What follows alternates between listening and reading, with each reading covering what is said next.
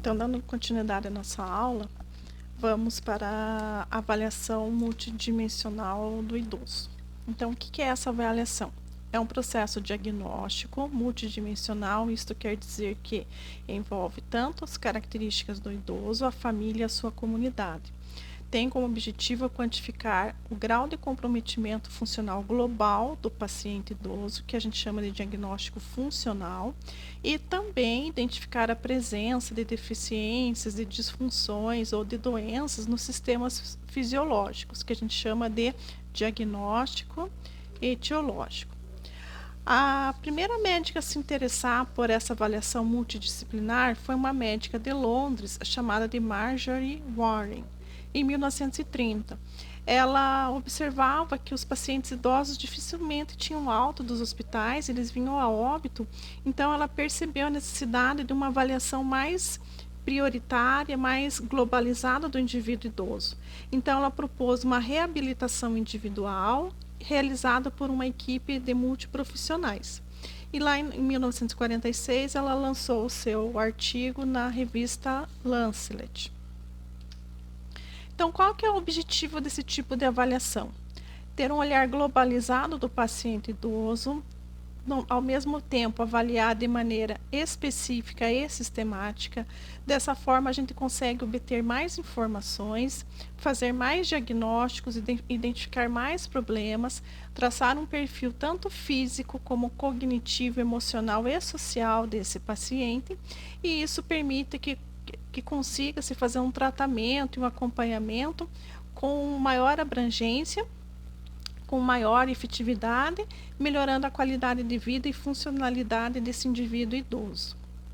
Então, o ponto inicial para uma abordagem completa da saúde do idoso é fazer um bom diagnóstico, identificar e mapear riscos, e daí nós vamos fazer nosso planejamento de condutas.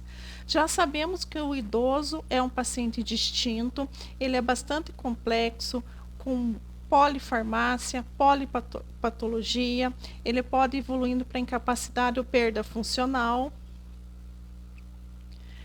desenvolvimento das suas síndromes geriátricas, síndrome da fragilidade, e ele pode apresentar de forma atípica as doenças. Então, a importância dessa avaliação é para nós entendermos, observarmos os sistemas funcionais que já estão comprometidos ou que tendem a ser comprometidos com mais facilidade. Isso, fazendo esse levantamento, a gente vai prevenir incapacidades, previne-se as síndromes geriátricas, que levam a uma diminuição do processo de hospitalização, institucionalização e morte, que são todas as causas de uma falência da capacidade funcional, por isso a sua importância.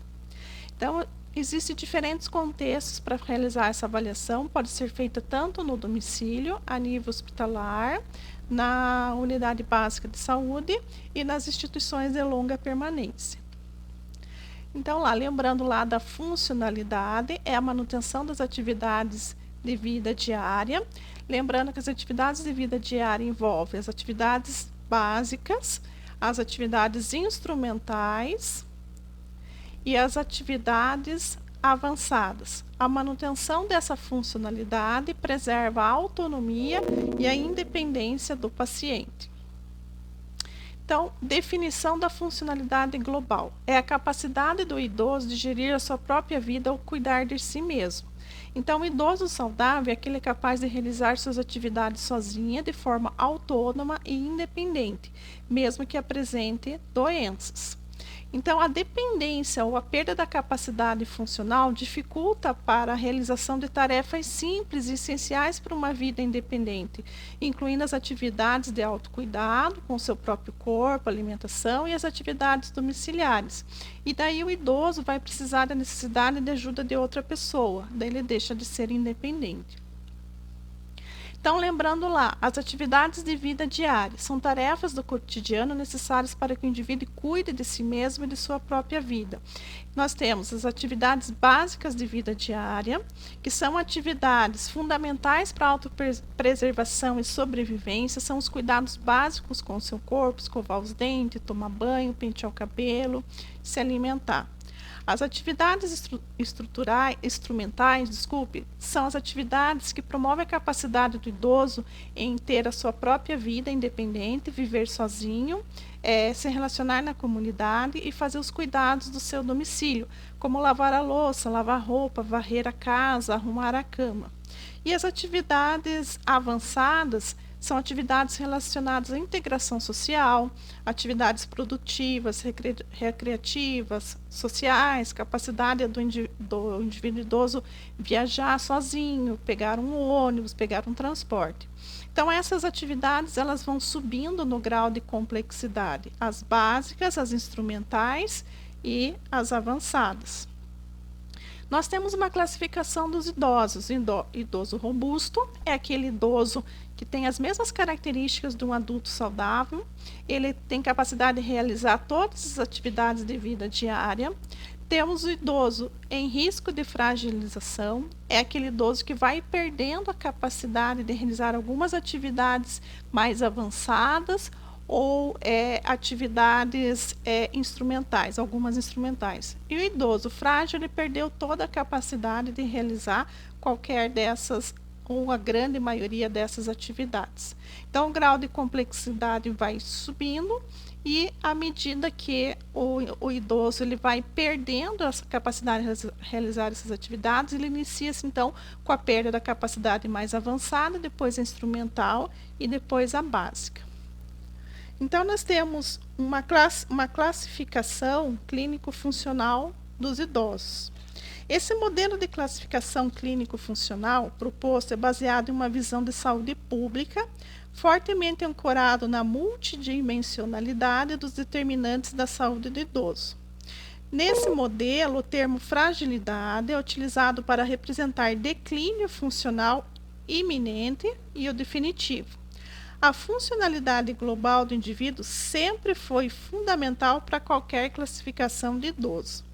Em 1963, Katz desenvolveu um índice capaz de estratificar os indivíduos conforme o grau de dependência das atividades de vida diárias relacionadas com o autocuidado. Com esse índice, houve clara diferença entre idosos independentes e dependentes para as atividades de vida diária básica, associado a uma clara hierarquia entre esses idosos dependentes. Então, foi dividido os idosos em 4 grupos. Idosos independentes, ele realiza todas as atividades básicas de vida diária de forma independente. Toma banho, se veste, vai ao banheiro, deita, levanta, consegue regular esfíncter e se alimenta. O idoso semi-dependente apresenta comprometimento de uma das funções influenciada pela cultura e aprendizado. Então, por exemplo, ele não consegue mais se banhar, ou se vestir, ou fazer uso do banheiro sozinho. Idoso dependente e incompleto. Apresenta o comprometimento de uma das funções vegetativas simples, transferência ou incontinência, além de, por decorrência lógica, ser dependente para banhar-se, vestir-se e usar o banheiro. A incontinência urinária isolada nós não podemos considerar, porque ela pode ser uma função e não uma atividade, uma função fisiológica. E temos o idoso dependente completo. Apresenta comprometimento de todas as funções influenciadas pela cultura e aprendizado e também das funções vegetativas simples, incluindo a capacidade de alimentar-se sozinho, e isso representa o grau máximo de dependência funcional.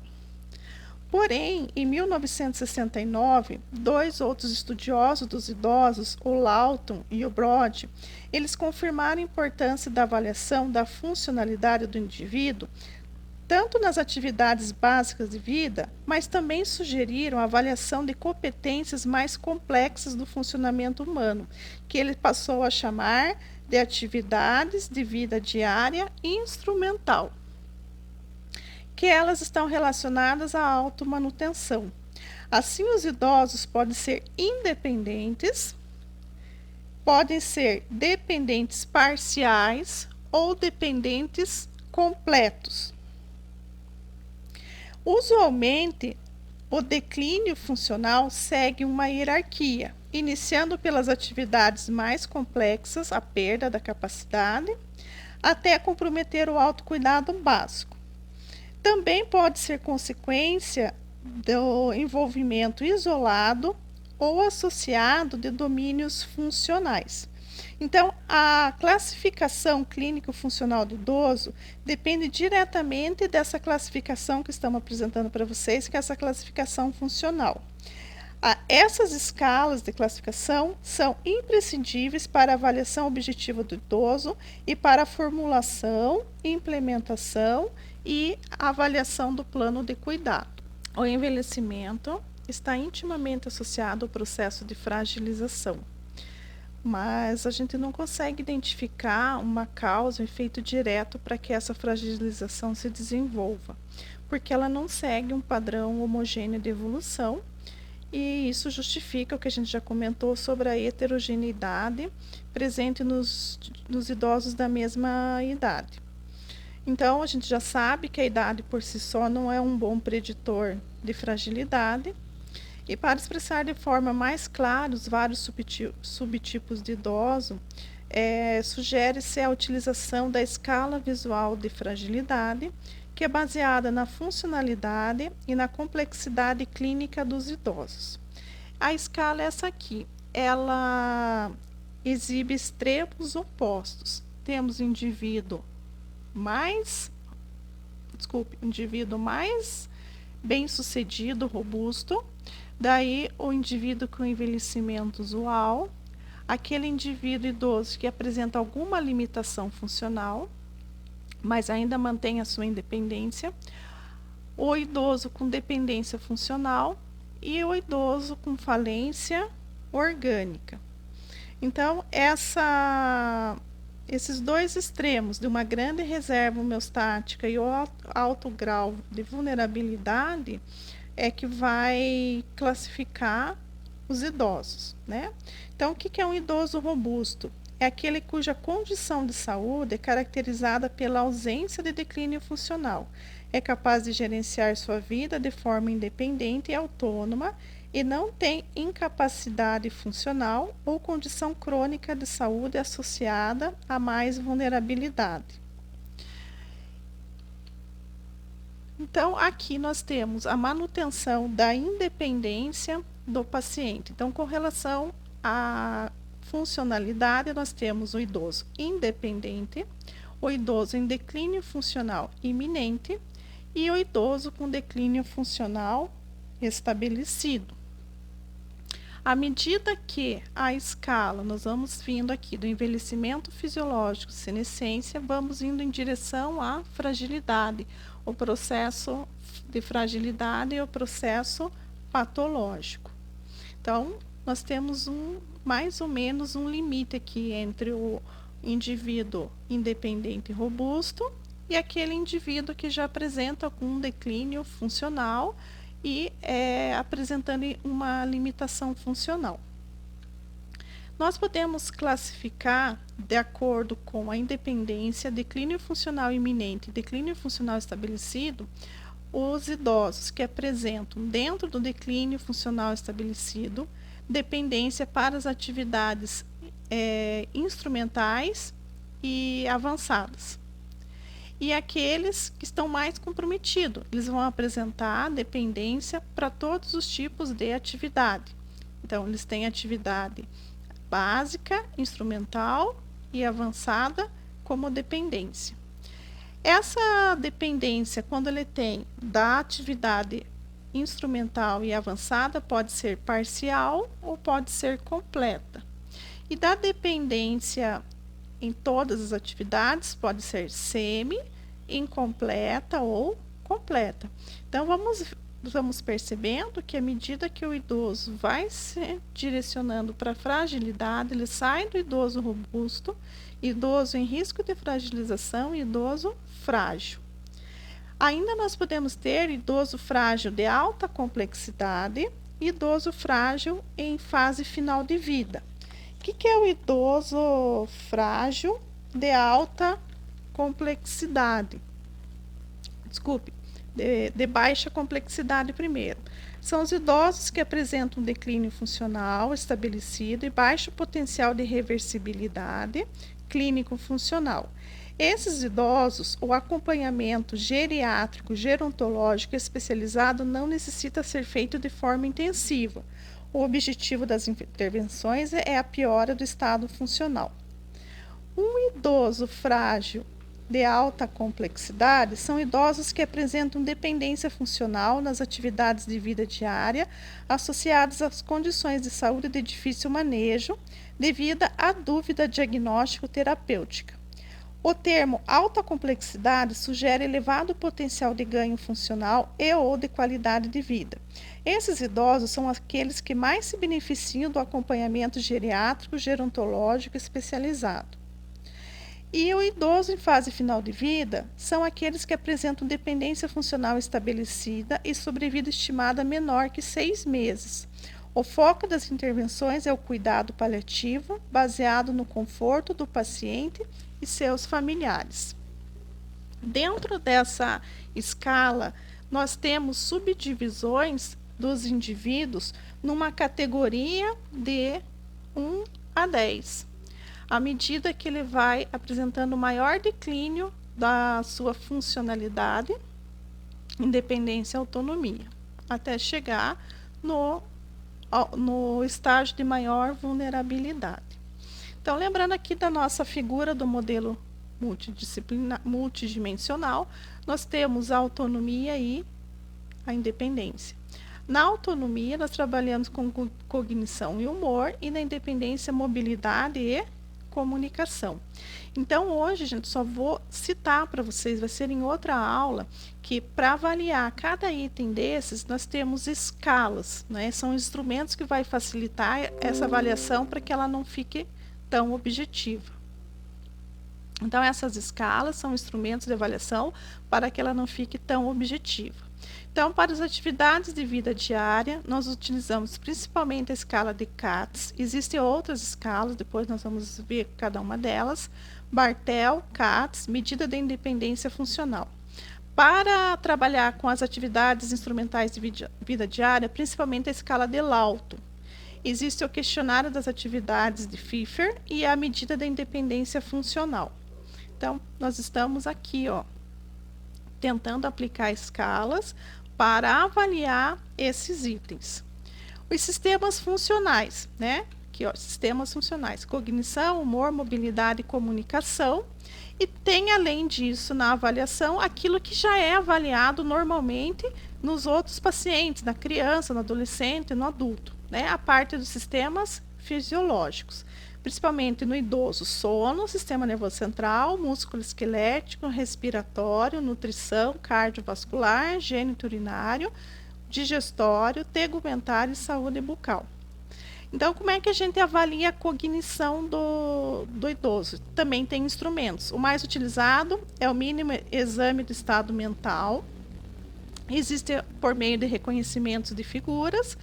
Existe uma lista de palavras para eles se identificarem, e a gente também avalia a fluência verbal e faz o teste do relógio. Depois vou apresentar todos esses testes.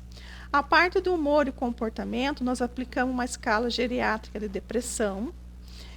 A mobilidade, nós fazemos avaliação da capacidade de alcance, preensão e pinça de membros superiores.